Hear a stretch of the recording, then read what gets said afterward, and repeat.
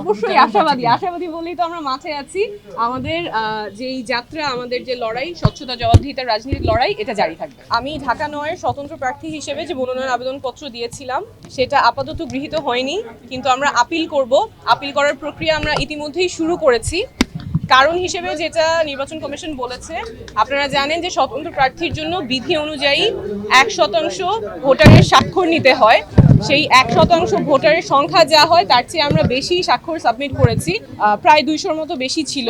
সেখান থেকে ওনারা দৈবচয়নের মাধ্যমে 10 জনের ভেরিফিকেশন করতে গিয়েছেন, সত্যতা যাচাই করতে গিয়েছেন। সেখানে 8 জনের ওনারা তথ্য সঠিক পেয়েছেন। 2 জনের ক্ষেত্রে ওনারা মানুষটাকে খুঁজে পেয়েছেন, সত্যতা যাচাই করতে পেরেছেন, কিন্তু সেই 2 জন ঢাকা নয়ের ভোটার ছিলেন না। ওনারা জানতেন না ওনারা ঢাকা নয়ের ভোটার। একজনের বাসা খিলগা যেহেতু ঢাকা 9 আর 11 দুইটাই পড়ে, উনি জানতেন যে উনি ঢাকা নয়ের ভোটার, এবং তার জানার কোনো উপায় ছিল না যে সে ঢাকা নয়ের ভোটার না। উনি গিয়ে ওয়েবসাইটে চেক করেছেন, ওনার ভোটার নাম্বারটা পান নাই। এনআইডি যেটা ছিল, উনি জানতেন উনি ঢাকা নয়ের ভোটার, সেভাবে তিনি স্বাক্ষর করেছেন। আরেকজন যার ব্যতিক্রম এসেছে, তার কাছেও যে হার্ড কপি আছে এনআইডির, সেই এনআইডির ঠিকানা অনুযায়ী উনিও ঢাকা নয়ের ভোটার, কিন্তু নির্বাচন কমিশনের কাছে তথ্য আছে যে তিনি ঢাকা নয়ের ভোটার না, সেটাও তার জানার কোনো উপায় ছিল না। তো যেই 2 জনের কথা ওনারা বলেছেন, যাদের সত্যতা পেয়েছেন কিন্তু ঢাকা নয়ের ভোটার না, এই 2 জনের ক্ষেত্রেই তাদের জানার কোনো উপায় ছিল না যে তারা কোন এলাকার ভোটার এবং ঢাকা নয়ের ভোটার না। ওনারা জানতেন যে ওনারা ঢাকা নয়ের ভোটার, সেই অনুযায়ী ওনারা স্বাক্ষর দিয়েছেন,